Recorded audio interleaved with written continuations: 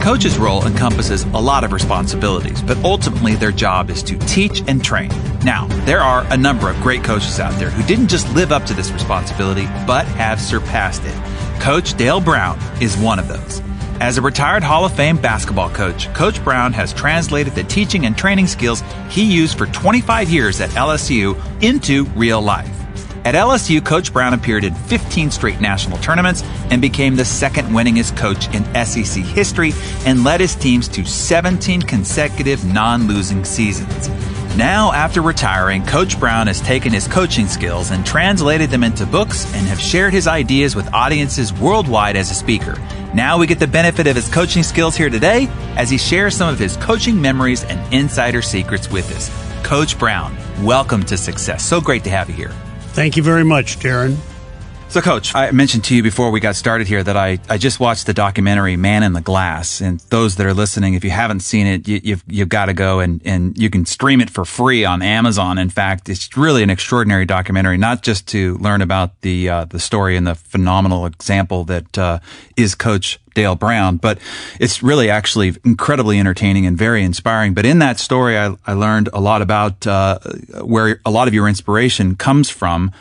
And we really can't get to know Coach Dale Brown, I think, until we know the origin story. And that origin story is when the welfare lady criticized your mother. And it seems that moment you've always been sort of fighting for the little guy, trying to rectify an injustice. It's been really the narrative of your entire life. And I think it was one of the great strengths of your coaching ability on the court, too, with seemingly untalented teams, driving them to great excellence. And we'll get to that. But tell us that origin story and then what that story has meant to you through your whole life up until this point right now. I'd come home from lunch, not having money to eat out. I ran home for my little bowl of soup, and there was a welfare worker. And I could see she was intimidating my mother. My mother was the most pathologically honest, beautiful. Thank God I had a mother like her. Never complained about the husband that left her or was negative or cynical at all. But she was intimidating my mother, and I'm eating there, drinking that soup, and I look over and listen to her, and she said, Mrs. Brown, do you know, Ward County Welfare, we're giving you $42.50 a month. And, last month, you spent $13 on Digitalis. I had no idea what Digitalis was. She said, and she how about him, like I'm a dog. How about him? Can't he have a job? Now, my mother's almost in tears. She said, well, ma'am, he does. He sells paper. Well, he's got to get some kind of a, go get your purse. And I'm sitting there watching this, and she took my mother's purse. Are you hoarding money away? And I remember looking over at her, Darren, just like it was 16 seconds ago, and seeing this terrible injustice upon my mother. And I thought at that time, and I'm saying 10, 11, 12, I'm not positive, I thought never again in my life will I see an injustice to my mother, to a loved one, or anyone else that I'm not going to stand up and be counted. So because of that welfare worker, I think that was the catalyst for me to stand up for injustices. Well, you definitely have been drawn to the underdog and have done extraordinary things as a result of this. I do think it was one of your great advantages. I want to get to some more of your advice as a coach. And if you were to boil it down, give somebody something to focus on in becoming a great coach. From your perspective, what do you think is the number one job of the coach? If they were to say, okay, my job description is X, what is that? I think it's this. Basketball is a rather simple game. So if you're going to coach, and it's like in business or anything else, simplicity is often the mark of wisdom. John Wooden told me one time, I'm not being humble, Dale, but there's no area of basketball which I'm a genius. None. Tactfully and strategically, I'm just average. And that's not offering false modesty. We won national championships while I was coaching at UCLA because I was above average in analyzing players, getting them to fill their role as a part of a team, and I wanted them to know I loved them, but I was going to discipline them at the same time. And he also was a master of getting people to come to their potential. And I think everything's so negative and cynical nowadays. And the other secret, I think, in working with young people or older people or anything else, he said, I always told my players, and this is what I said, don't ever try to be better than anyone else, but never cease to be the best you can be, because you'll go crazy trying to mimic or catch somebody else. But if you can just give what God's given you, be the best you can be, man, you'll be on top. Amazing. You talk about John Wooden, and I know the great influence he was in your life. Another, just an extraordinary human being that I have great reverence for. And you said that in one of the interviews you did, that advice John Wooden gave you was to not try and be a genius coach, but practice simplicity with constant repetition. Talk about how that advice helped you and how we can use it in our life, not just on the court. Darren, I spent four long days and nights, and he didn't. He treated me so wonderfully and gracefully. You know, here's the greatest coach that ever lived, and here's a no-name coach, his first head coaching job. I spent day and night with him in his home and in the office and with friends and etc. So I'm getting ready to leave that particular day, and he walks me to the car, and I throw my bag in the trunk. He said, Dale, I'm really glad you came. He said, it's given us a chance to bond and everything. But he said, really, it wouldn't have been necessary for you to come. He said, I'm going to tell you the 3 secrets of being successful. He said, number 1, he said, always make sure you have better players than anybody else. Now, at first, I kind of, he's being facetious, I was thinking. He said, and number 2, make sure those better players always put the team above themselves, and they understand from the time you're recruiting them that the best potential of me is we. Finally, Dale, he said, don't try to be some coaching genius or guru. He said, always practice simplicity with constant repetition. Pretty basic, and that's what I got out of 1972 visit. You know, another trait that I also point to John Wooden for, it describes you as well. Your former players describe you as a coach who cared. While it seems obvious, I think it's unfortunately not a well-practiced trait of many leaders. I mean, they pay lip service to it, but I mean, I'm talking truly caring. So explain how truly caring for the people that you coach, and not just the outcome of working, but how ultimately caring gets you to the goal. I'll tell you where I learned it from. I don't mean this at all to be narcissistic, but I was the leading scorer in the history of North Dakota high school basketball. Now, there's only 11 people in North Dakota, so that's not the greatest accomplishment. But anyway, I broke the record in the quarter mile. I was the captain of the football team. I was the class president. I was an honor student. And I went to a little tiny Catholic school. We played the biggest schools in the country. So every Monday, we had to have an eligibility slip. Now, even though I didn't study, it just sort of came natural. I'm not even sure I opened a book at the time, and I certainly wasn't a valedictorian or salutatorian, but I'm come down to the ex-coaches now, the principal. I throw my eligibility slip. Every Monday at 1 o'clock, we had to have this slip down there. So I threw it on his desk. I'm walking out of the office. Dale, come on back here. And I walk back. Yes, Coach? He said, what is this? I said, that's my eligibility slip. He said, what time was it due in this office? I said, 1 o'clock. He said, what time does it say on the wall up here on the clock? I said, 1:15. That's good. You knew this was your eligibility slip. You knew it was due at 1 o'clock. And he said, you knew that 1:15, you're late. And he started ripping it up in a little piece of paper and threw it in the garbage can. He said, so, young man, you're not going on the road trip this week. I thought, I'm not going on the road trip. We're playing the 2 biggest schools in the state. Superstar. I'm going to go. So I go back upstairs. Guess who stood in the driveway with tears in his eyes? Now, that same coach, shortly after that, and I've got a chip on my shoulder, and this is really stimulates me, what I'm going to tell you, and I may get emotional all these years later. I was in a class with a nun, went to an all-Catholic school, and the nuns had those long habits, and she was a mean nun. She'd slap you with a ruler and hit you in the back of the head. So we're going out of the room, and one of the guys said, what do you think of her? And I said, I won't say the exact words, but I did say she's an SOB, which you know what it represents. Little did I know, she heard this because I thought she was deaf. 15 minutes later, there's a knock on the door. It's the ex-coach. Dale Brown, please. I walked out in the hall and I'm against the locker. And he said, Dale, what did you call the sister in this last class? And he's right in my face now. And he's a leader now. Well, my leader abandoned me, so I was defensive with male leaders. And I said, I swore at sister. Oh, you swore? That's what you said? I swear at you? I thought, I'm not going to say this. I said, I called her an SOB. That's the words you used, SOB?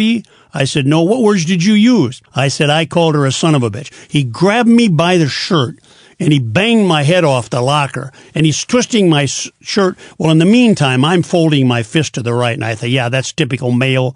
As soon as he lets me go, I'm going to knock him across the hall. That represented the dad that left me and everything. And he's squeezing the back of my neck hard. And he slaps me in the back, and then he's still, I want to tell you something, man. You got a bright future ahead of you. God don't make any junk. And I'm still going to hit him. And he squeezed on my neck and got my shirt all messed up. I thought, as soon as he lets go, I'm going to hit him. And he tapped me one more time. He said, I love you, Dale Brown. And he turned around and walked down the hall. I turned and looked at him, and I thought, that's the first man that ever told me he loved me. He gave me tough love.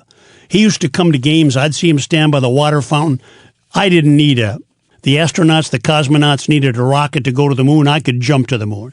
So that's what I tried to do. Make young men feel good about themselves, give them constructive criticism. You know, it's funny, this story is a lot from what I studied with Coach K, who's also going to be in the same issue here. He talked about, sometimes you need to get in somebody's face. Sometimes you need to give somebody a pat on the back. Sometimes you need to give them a hug.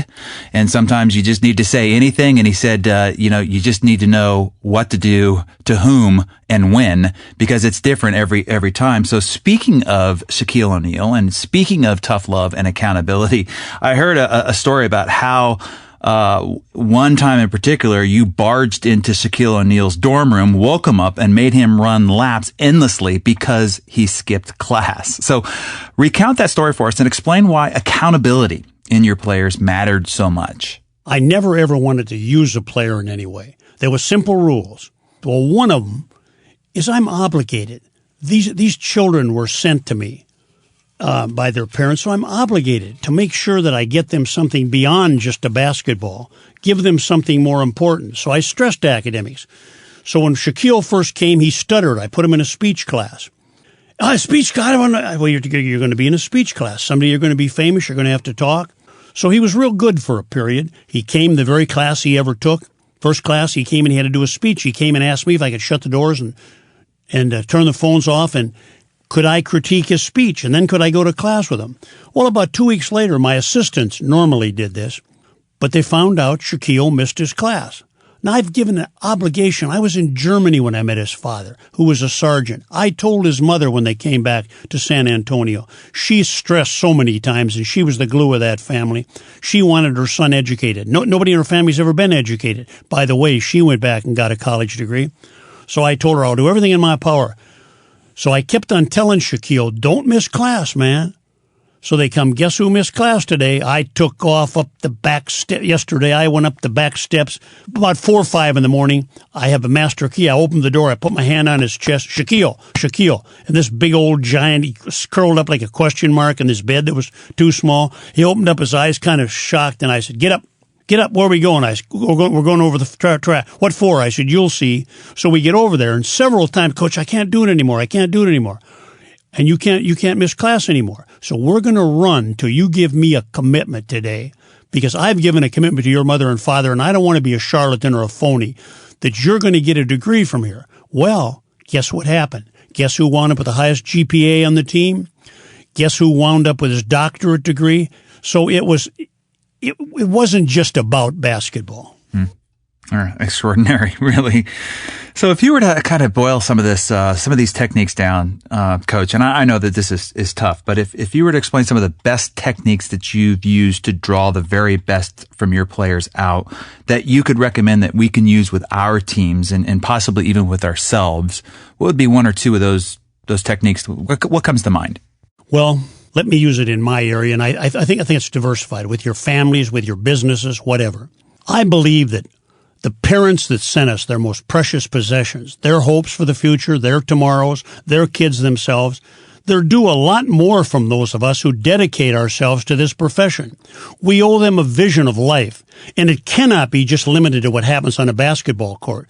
We owe them a sense of right and wrong. We must tell them what we do, for better or worse, will have consequences that inevitably there'll be a piper to pay. We must teach them there's not a law of nature, that the end always justifies the means. More wrong is committed against humanity with this flawed philosophy than perhaps any other. We must show them, the people under us, we've got to show them the dignity within themselves, and equally important, to respect the dignity of others. We must teach, whether it be in a classroom, whether it be in a basketball court, whether it be in a business, we must teach them that their word is sacred, that what they say must be true. For if not, they're only shells and not men. And then finally, all of us that are leaders, we've got to broaden their visions of the world so their lives are not focused just on the next game to the conclusion of all else. And time again, all of us eventually, we're going to have to tell the people that are under us goodbye. As we study them now as men, we must study ourselves. What have we done with them? Are they better? Are they worse? Are they more than we got? Are they less? They are living records of our own failures and success. And really, that's what coaching's about. That's what leadership's about. I am so grateful that coach that day that was ready to deck me and bloodied my lower lip when he pushed me against the locker, I probably would have never learned the lesson had he turned and said to me, "I love you, Dale Brown." First male that ever said he loved me. Well, speaking of lessons, Coach, I'm sure that your players taught you some lessons that you weren't expecting. You weren't always the teacher. I'm sure you are an avid learner yourself. So share a story or two where you found yourself in a reverse role. There was a young man I learned something from. It was a guy by the name of Ricky Blanton, 6'6", forward for us. We lost 3 centers in 1986. A 7-footer from Yugoslavia. They got a knee injury. A 7-footer from the Dominican Republic who I suspended, and my backup, my third center, a 6'8" center from Louisiana, who was declared ineligible. I had no centers left. There weren't anybody. I called him in the office, and I was trying to teach him something. He taught me something. And I told him, "Ricky, I'm going to move you to center." And his eyes got big as saucers. And he said, "Coach, what?" I said, "Moving you. I've never played center in my life." And I said, "I don't care if you've never played center. I believe you can play center. If the French call it idée fixe, Rick, whatever you fix in your mind, you'll become. If you do it, I'll help you every day. I'll work extra with you." Let me tell you what he taught me. The great evangelist that I thought I was. That guy led us to the Final Four. We were the lowest seed ever to go to the Final Four. We should have never made it. We had no players left. He played center. He beat the Big Ten center. He beat a number 1 draft choice from Memphis State, who was a lottery pick. We went on and he beat John Sally, who was a lottery pick from Georgia Tech. He beat Kenny Walker, maybe the best player in the SEC. He put us on his back. And so I thought, you know what, young man, you've taught me something. I always used to throw around this. The impossible is what nobody can do until somebody does it. I now know that's true. I've seen him do it. Well, that really sets up this question that I got for you, Coach, and it might be a tough question. It's certainly one that requires some introspection. I think this fight for the underdog has definitely been one of your greatest strengths and has heralded you to the resume that you've got on Wikipedia these days. And in fact, you coached some of the lowest seeded teams to ever make it to the Final Four, players that didn't even go on to the NBA. At the same time, you also coached some of the most talented teams that didn't do well. That's right. Because they didn't gel.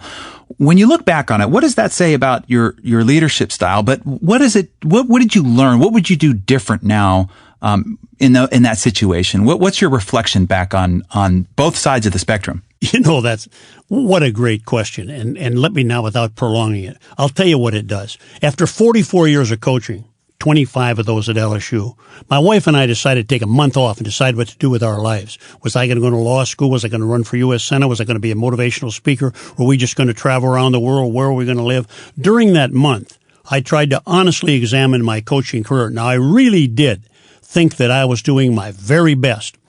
And what really became clear to me after 44 years was teaching is an art that's so great and so difficult to master that a man can spend a lifetime at it without realizing much more than his limitations, his mistakes, and his distance from the ideal. That's what hit me. Number 2, the point you brought up, the best talent I had by far.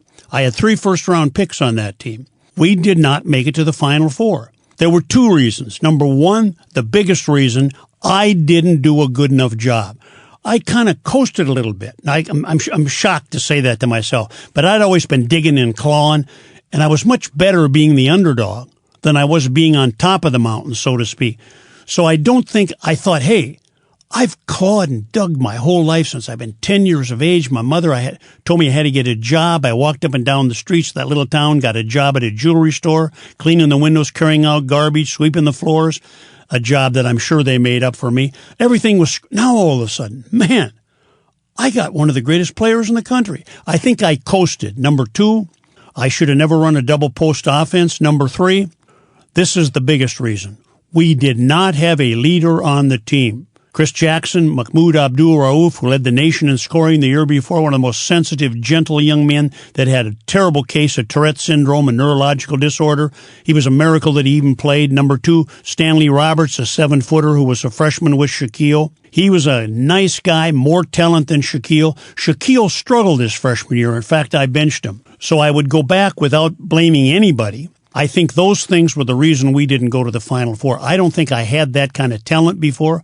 If I had it again, I would work differently. And, of course, hindsight's always 20/20. And that puts it in a nutshell. Yeah, and I've always found that you tell me whatever your greatest strength is, and I'll also show you your greatest weakness. And I would much rather you have the strength of fighting for the underdog and making right the injustices of the world that you've done not only through basketball but far and wide outside of basketball. So it's just part of the pendulum of the opposite of the duality of life, so to speak. So over your years as a coach, you've had an innumerous number of great experiences. Tell us about one particular occasion as a coach that has really stuck with you. One of the more positive and uplifting coaching moments that you ever had as you look back over the whole spectrum. Man, you're tough to deal with. I thought this was going to be simple. I hate to diminish any of the other wonderful stories, but I think there are 2 stories that really make me feel good. The Los Angeles Lakers were playing in Indiana, in Indianapolis, the Pacers. Now, had they lose the game that night, the series is over. Indiana wins the world championship. That morning, I got a call from a woman in Indianapolis, and she told me, Coach Brown, she said, I'm originally from Louisiana, and she said, I see the Lakers are playing here. Shaquille was on the team then. She said, my son has brain cancer. They've operated. We don't know if he's going to live. She said he's in and out of a coma. She said, is there any way at all I could give you my cell number? He could just say my son's name, so if he does die, he can die listening to his hero. And I said, I can't promise it. This is a big game for them. But I said, I'll call him, and I hope he can do it. She was very nice. She said, well, I hope I'm not, abrasive by this call. I said, you're certainly not. So I called him. When he's going to do something, he always says, I got you, Coach. 2 years later, I'm sitting in my favorite restaurant in Baton Rouge. And this woman walks over to the table. Excuse me, Coach Brown. She said, I'm whatever her name was, and I'm sorry I can't remember it right now. She said, I'm the lady that called you from Indianapolis. Oh, yes, I said. And I got up and shook her. I said, your little son, he had brain cancer. And I said, you asked me to have Shaquille call. Did he call? She said, no, he didn't, Coach Brown. I said, he didn't. She said, no, Coach Brown. He came to the hospital. She said he sat 1 hour on game day singing songs, telling jokes, stroking my son's head, kissing him on the forehead. And she said, my son woke up, they laughed, and they played. That's a story that I will never, ever, ever forget. The fact that he listened. There's a light year of difference between listening and hearing. Hearing, it goes in one ear and out the other. Listening is when you really comprehend and put into your head. And I always used to say, if you get to that top, always reach down and help the lower person. He did that. Then the second story. I had a player by the name of Stanley Roberts for 20-plus years. He grew up in a trailer, slept on the floor in South Carolina. No one in their family had been to, gotten a college degree. I told his mama, I said, I'll do everything. Well, he was in and out of the NBA, played with the Harlem Globe, 20 years. I stayed after him. I said, now listen, I may not live as old as Methuselah, and he lived to be 969, but I'm going to try for it. I'm going to be on your back. You promised your mother. I promised your mother. Stanley, please come back. Now here's a big giant. Things hadn't gone well for him in the NBA like they should have. I was there the day that I wheeled his mother in that wheelchair for his graduation at LSU. So those 2 stories, now they have nothing to do with what went on in the basketball court. It's what went on outside of the court. You got me choked up there. I mean, well, the thing that you've done is you've used this platform of success that you've had on the basketball court to do all these incredible things outside the court, which I find one of the reasons why I find you so admirable.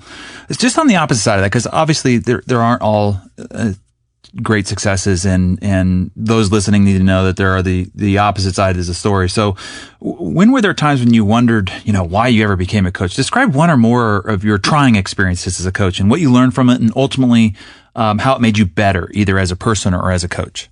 I never ever felt in my 44-year career, I never felt, ever, even when a guy would screw up a last play at a time, I never felt a player ever lost a game. I went home, after any defeat, I went home thinking, I could have done better. Now, obviously, I wasn't Denny the dimwit. I knew there were some things they obviously did wrong, misunderstood, or whatever. But I never wanted to ever blame anybody. And when you're talking about some of the things you could do different, we went through 17 years, 15 straight national tournaments, 17 years without a losing season. Everything was going unbelievable. And bingo, you know what hit us, Darren? Fairly easy. Our IQ was important, but our FQ was far more important. I hadn't failed 17 years. We were a dominant force. We'd beaten Kentucky 18 times. All of a sudden, the roof came down in. We had a losing season. Oh, man, is Brown over the hill? Is the recruiting gone down? Maybe he's been here too long. And it really hit me clearly. It's like an inauguration parade. No one looks bad in an inauguration parade. It all looks good. So at that time, all of a sudden, I went home, and all of a sudden, it made me so mad. I said to myself, I can't believe how ungrateful I am, Dale Brown. I'm feeling bad about this. Big mouth. I'm teaching. It's your FQ that counts. It's your failure quotient. How much can you take? John Wooden was a perfect example. John Wooden was at UCLA 14 years before he ever went to a Final Four. Now, I talked to one of the men that was involved. They had met in breakfast in Westwood to get rid of him. These three big donors were going to go see the president the next day. The one guy backed out and called the president and told, listen, we had a meeting and I feel bad I even went to it, but these guys are going to show up. I'm not going to show up. However, if you fire John Wooden, I'll do everything in my power. I'll take the money back I gave for this new building. Well, in the great wisdom they had, they decided to keep John Wooden. Well, the next 12 years, he did a fairly good job. He won 10 national championships. Nowadays, the immediate gratification syndrome, John Wooden would have been fired. And then finally, whenever I felt failure, when I felt, oh, should have I done this? Is there an easier way? Should I do something else? Some of the other offers I had to do other things. I got thinking, hold on. My wife's daddy was a Gandhi dancer on the railroad right up on the Canadian border for $7,500 a year. My mother was a maid, 50 cents an hour. She cleaned people's homes and I'm complaining about I can't. It's far greater than just wins and losses. Well, the unfortunate part of this experience is that all of our listeners can't see you. And so they if they don't know you personally, they have to imagine they're listening to a man in his 40s and his 50s with that vigor and fire that is in your voice. What they probably don't know is that this year you'll be 80. And I am approaching Methuselah. Thanks for bringing it up, Darren. When I was having a conversation with Don Yeager last night just to get some more insight on you, and he said, he's still waking up every morning and scouring the newspapers, looking for injustices to fight. And I really think that sort of describes the narrative of your entire life. But Coach, last question for you. When it's all said and done, how do you want to be remembered? What do you hope that they say about you when you're no longer here to coach them? Darren, you're an expert at what you're doing, but that is the toughest question for this reason. It's almost, whatever I answer is almost narcissistic.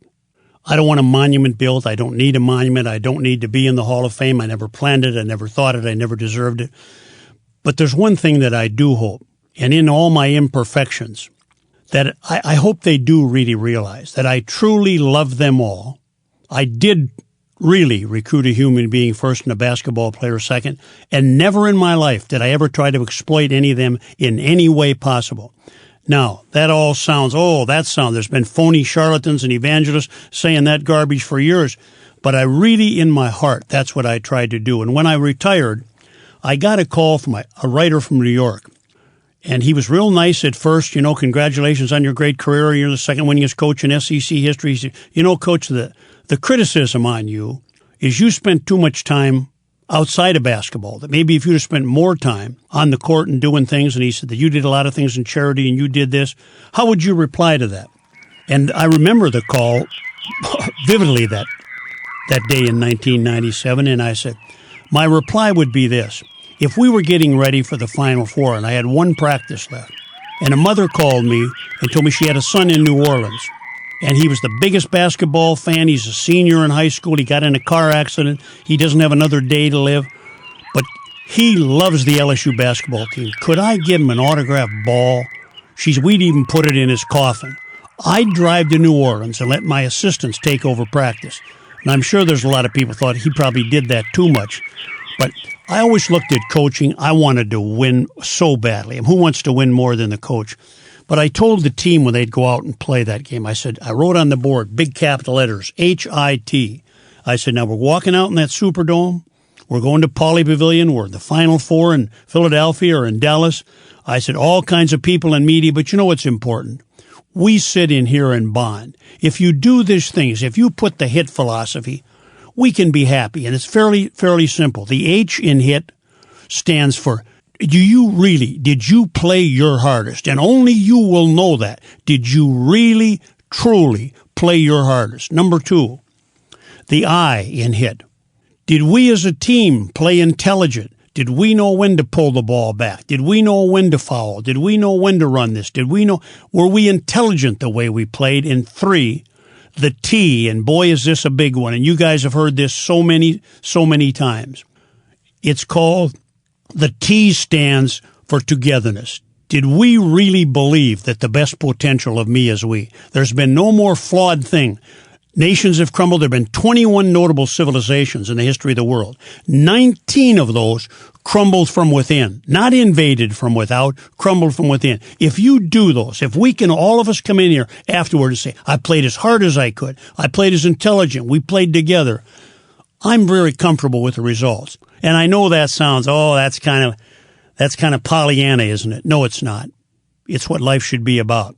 Well, Coach Dale Brown, I want to tell you, we not only admire your tremendous success, but we appreciate your example, the dedication that you've taken on to take the fight on for those who couldn't fight for themselves is truly extraordinary and admirable character in the history of our humanity. I appreciate you very much coming and sharing your story with us here at Success. Thanks so much for being with us today, Coach. Darren, may I end this by saying one thing? Mm-hmm. When you gave me that nice compliment, and I thank you for that, it's most gracious. I've been with John Wooden so many times, and one particular time we're having dinner, and this young man comes up, 40-some years old in a suit, and he came up, Coach Wooden. He said, I don't want to shake your hand. I don't want a picture. He said, I don't need an autograph. I just want to tell you, you are one of God's angels. He said, you are a legend that no one will ever forget. You are a hero of heroes. And he looked up at the young man. What's your name, young man? Darren Hardy's my name. Well, Darren, I can't tell you how nice that was what you just said to me, and it meant a lot to me. But let me say this to you, Darren. I want you to know this. I'm not what I ought to be, not what I could be, not what I should be, but I'm sure glad I'm not what I used to be, but it was sure nice of you to give me those nice compliments. I say the same to you, Darren. Thank you for the nice compliments. Mm-hmm. That's wonderful. Thank you, Coach.